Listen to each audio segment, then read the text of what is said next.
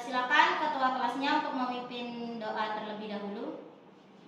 Sebelum mulai pembelajaran, marilah kita berdoa terlebih dahulu. Berdoa mulai. Berdoa selesai. Bagaimana kabarnya? Sehat? Alhamdulillah sehat. Sebelum Ibu memulai pembelajarannya, Ibu absen terlebih dahulu ya. Baik. Fitriatul, Hadir, Bu. Amalia Putri, Ya. Siti Mufidatul, Hadir. Siti Wulandari, Hadir. Liza Azhara, Hadir. berarti hadir semua ya. Ada. Nah, sebelum memasuki pembelajaran pada pagi hari ini, Ibu ingin bertanya nih kepada kalian, ada yang ingat tidak minggu kemarin kita membahas apa? Konsep dasar ekologi. Nah, ya benar sekali. Minggu kemarin kita membahas tentang konsep dasar ekologi, di mana konsep dasar ekologi ini saling berkaitan dengan ekosistem. Nah, di sini Ibu memiliki dua gambar. Mungkin dari kalian bisa menjawab ini gambar apa maksud dari gambar ini? Yang satu laut, yang satu alam terbuka. Nah, benar sekali. Maksud dari gambar dua ini, yang kanan ini merupakan taman nasional ya. Ini merupakan hutan dan sebelah sini merupakan laut. Di mana gambar dari kanan kalian merupakan ekosistem perairan dan yang sebelah kiri dari kalian merupakan ekosistem darat.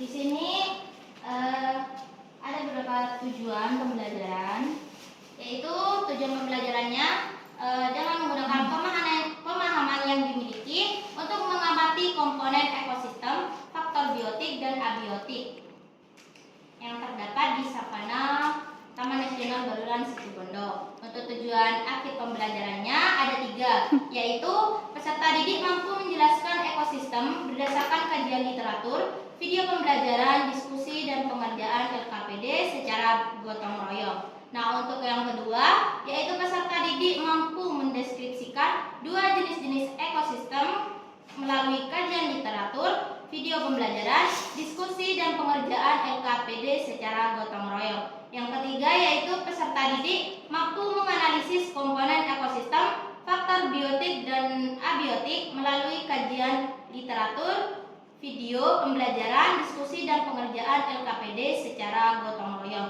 Nah, untuk model pembelajarannya itu sendiri yaitu PBL, Problem Basic Learning.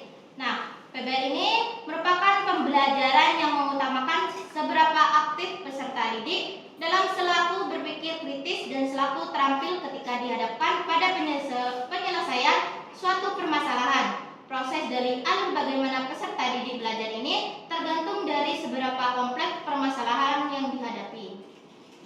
Di sini Ibu akan menjelaskan rubrik penilaian, yaitu yang pertama penilaian presentasi kelompok, di mana penilaian presentasi kelompok ini ada 5 aspek, yaitu yang pertama kemampuan bekerja sama, yang kedua kemampuan menjelaskan kepada teman, yang ketiga yaitu kekompakan, yang keempat yaitu keaktifan, yang kelima kemampuan menerima penjelasan teman.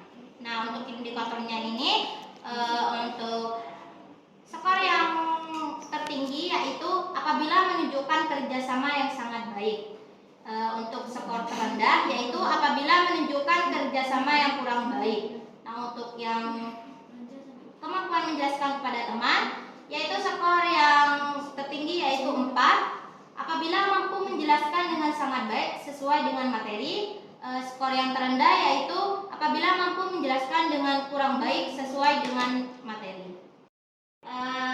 Selanjutnya yaitu penilaian profil pelajar Pancasila gotong royong, di mana Ibu memiliki menggunakan 3 elemen, yaitu yang pertama kolaborasi, kepedulian, berbagi. Nah, untuk indikatornya yaitu yang pertama peserta didik mampu bekerja sama dengan aktif. Untuk skor yang tertinggi yaitu 4, untuk skor terendah yaitu peserta didik tidak mampu bekerja sama, yaitu skornya 1. LKPD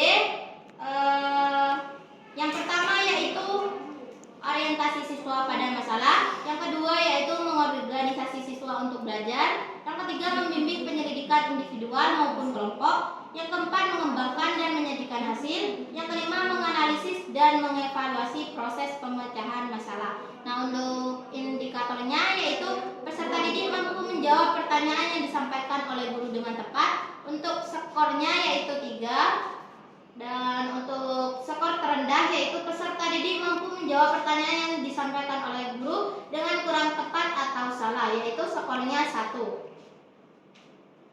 Selanjutnya yaitu penilaian post test, di mana penilaian post test ini akan dinilai dari ibu terakhir pembelajaran, yaitu di mana aspek yang dinilai yaitu soal dari per soal.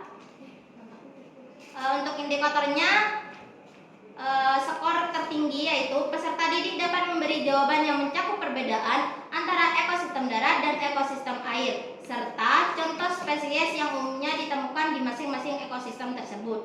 Nah, untuk skornya yaitu 40. Untuk skor terendah, peserta didik tidak dapat menjawab pertanyaan, yaitu 0 skornya. Nah, selanjutnya yaitu penilaian hasil PowerPoint, di mana kalian akan membuat hasil karya PowerPoint. Nah, ibu akan menilai dengan elemen yang pertama yaitu kreativitas PPT, yang kedua isi PPT sesuai dengan LKPD, yang ketiga kesesuaian tema yang dibahas di LKPD. Nah, untuk skor yang tertinggi yaitu hasil dari PPT kreatif dan bagus. Nah, untuk skor terendah yaitu tidak dapat menghasilkan PPT kreatif dan bagus, yaitu skornya 1. Baik, di sini sebelum memasuki kegiatan inti, nah ibu akan membagi beberapa kelompok sesuai dengan gaya belajar kalian masing-masing, di mana kelompok visual atau kelompok 1 artikel yaitu yang beranggotakan Alda, Fitri, Dia, dan Fiza. Nah, untuk kelompok audio visual yaitu video atau video YouTube yaitu kelompok 2 merupakan Amalia, Widya, Siti Wulan, dan Sibrom. Di sini ibu akan membagikan lembar kerja peserta didik sesuai dengan kelompoknya ya.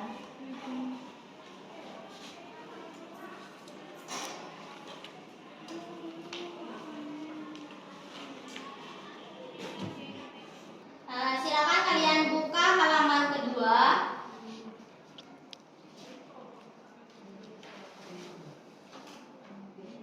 Di mana kita akan memasuki langkah yang pertama yaitu orientasi siswa pada masalah.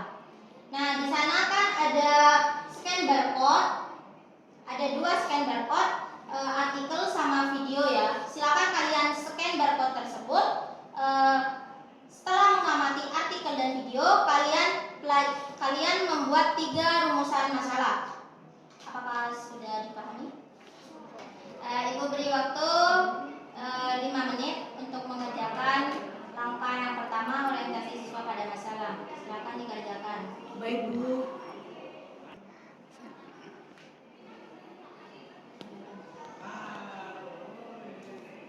Apakah sudah selesai? Sudah, Bu. Nah, selanjutnya kalian buka halaman selanjutnya yaitu mengorganisasi siswa untuk belajar. Kalian setelah merumuskan masalah, cari informasi dari berbagai literatur, kemudian diskusikan dengan anggota kelompok terkait rumusan masalah mengenai pengamatan komponen ekosistem biotik dan abiotik yang dilakukan setiap masing-masing kelompok. Mengerti? Ngerti, Bu. Ibu waktu 5 menit.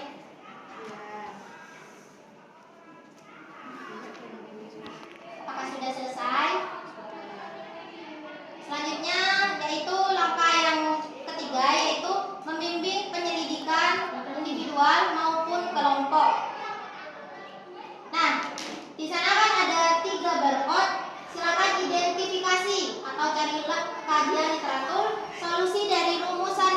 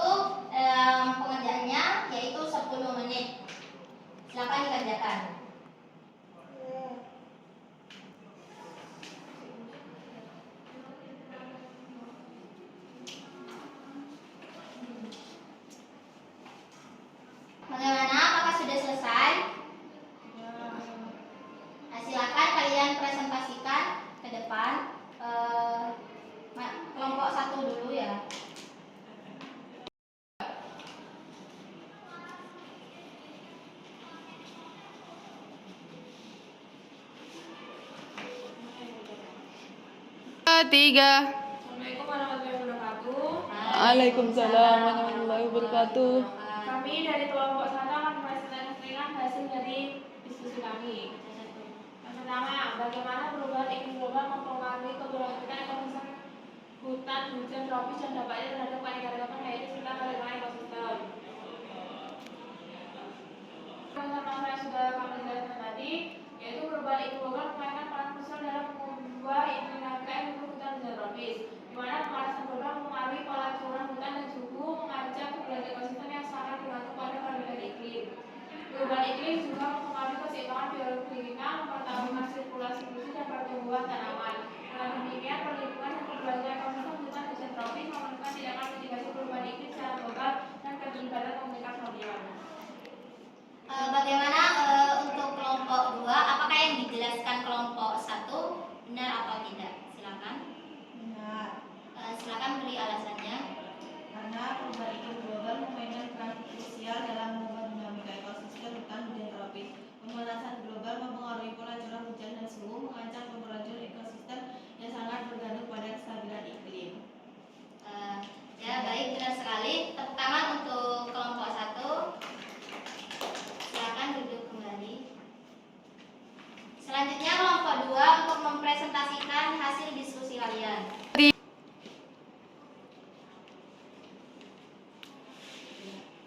Assalamualaikum warahmatullahi wabarakatuh. Waalaikumsalam warahmatullahi wabarakatuh. Kami dari kelompok 2 akan mempresentasikan hasil diskusi kami yang akan disampaikan oleh dia. Masalah yang kami temukan yaitu apa saja jenis-jenis ekosistem, jelaskan secara runtut.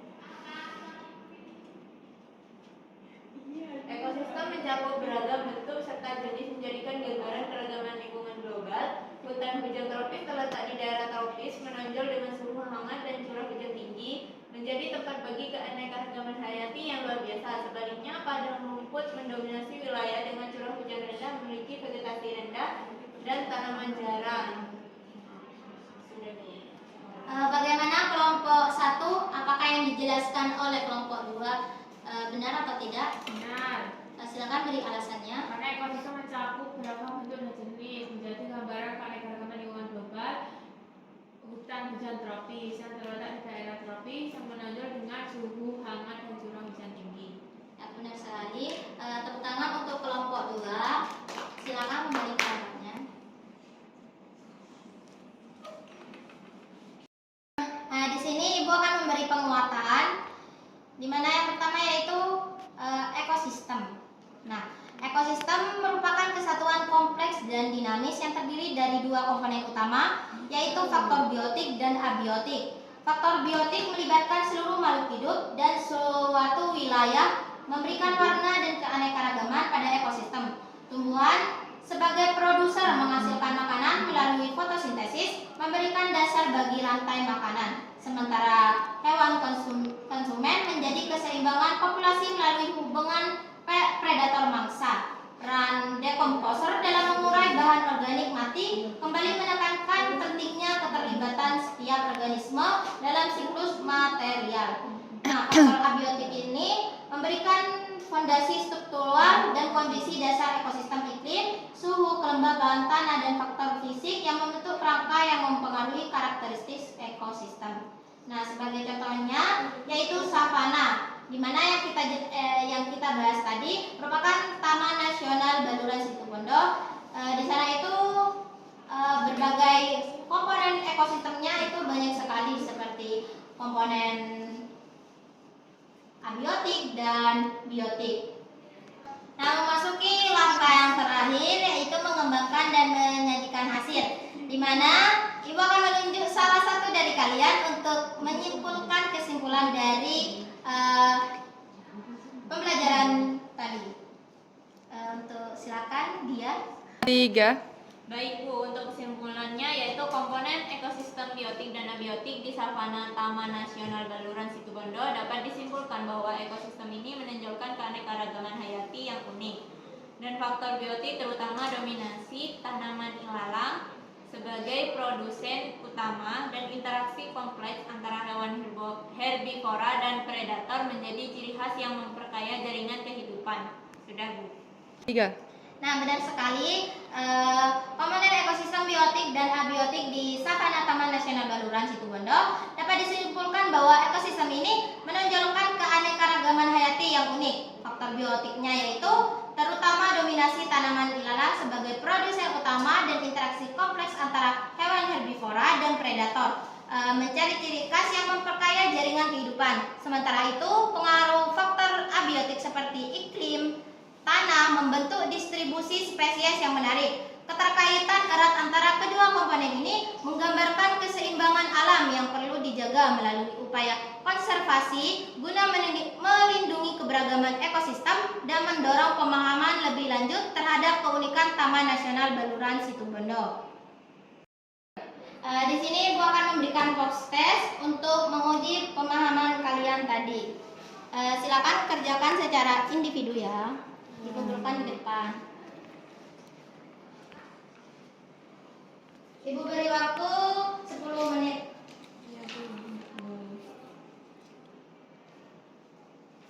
Ya.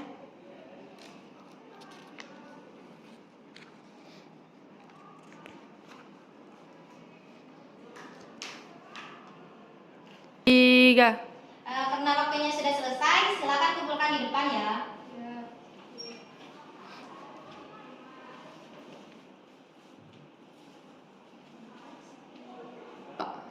Nah, Ibu bertanya nih kepada kalian, bagaimana pembelajaran pagi hari ini? Apakah menyenangkan, kurang menyenangkan, atau tidak menyenangkan?